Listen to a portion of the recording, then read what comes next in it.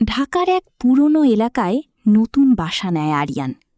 বাসাটা খুব সস্তা ছিল, অস্বাভাবিক রকম সস্তা।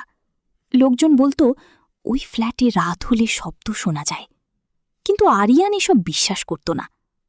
প্রথম রাতেই সে বুঝল ভুল করেছে। ফ্ল্যাটে ঢুকে আরিয়ান লক্ষ্য করল সব কিছু অদ্ভুত চুপচাপ। দেয়ালে পুরনো দাগ, এক কোনায় ভাঙা আয়না, আর বেডরুমের দরজায় আঁচড়ের মতো চিহ্ন। রাত বাড়তে লাগল। ঘড়িতে ঠিক ৩টে বাজতেই ঠক ঠক ঠক কেউ দরজায় নক করছে। আরিয়ান ধীরে ধীরে দরজার কাছে গেল। কে? কোনো উত্তর নেই। আবার ঠক ঠক ঠক। সে দরজা খুলল, কিন্তু বাইরে কেউ নেই, শুধু অন্ধকার করিডোর, আর দূরে একটা কালো ছায়া দাঁড়িয়েছিল। ১ সেকেন্ডের মধ্যে ছায়াটা মিলিয়ে গেল। আরিয়ান ঘুমাতে চেষ্টা করছিল। হঠাৎ সে শুনল কারো ফিসফিসানি, পিছনে তাকাও।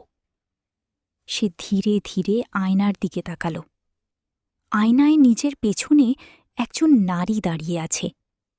সাদা চোখ, রক্তমাখা মুখ, কিন্তু পিছনে ঘুরতেই কেউ নেই। পরদিন নিচের এক বৃদ্ধার সাথে কথা বলে আরিয়ান জানতে পারে এই ফ্ল্যাটে আগে এক মহিলা থাকত। সে নাকি প্রতি রাত ৩টায় দরজায় নক শুনত। একদিন হঠাৎ সে পাগল হয়ে যায়।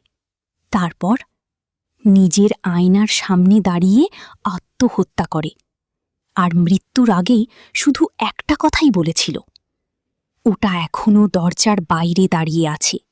সেদিন রাতে আরিয়ান সিদ্ধান্ত নেয়, যাই হোক দরজা খুলবে না। ঘড়িতে ৩টা বাজল। ঠক ঠক ঠক। এইবার শব্দটা আরও জোরে। দরজার নিচ দিয়ে কালো ধোঁয়া ঢুকতে শুরু করল। ঘরের সব লাইট বন্ধ হয়ে গেল। মোবাইলের ফ্ল্যাশলাইট জ্বালাতেই দেখল তার ঠিক সামনে সেই ছায়াটা দাঁড়িয়ে আছে। ছায়াটা ধীরে ধীরে বলল, তুমি দরজা খুলেছিলে। আরিয়ানের পুরো শরীর জমে গেল। হঠাৎ আয়নাটা নিজে থেকেই ফেটে যায়। ঘরের চারপাশে শুধু ফিসফিস শব্দ। এখন তুমি এখানে থাকবে। তারপর পুরো ঘর অন্ধকার হয়ে যায়।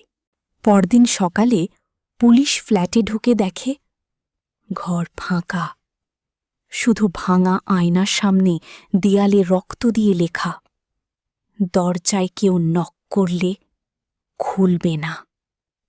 আর ঠিক তখনই ঠক ঠক ঠক। আজ রাত ৩টায় যদি দরজায় শব্দ শুনতে পাও, খুলবে না। গল্পটি ভালো লাগলে অবশ্যই লাইক দিন, কমেন্ট করুন, সাবস্ক্রাইব করে পাশে থাকুন আরও ভৌতিক গল্পের জন্য।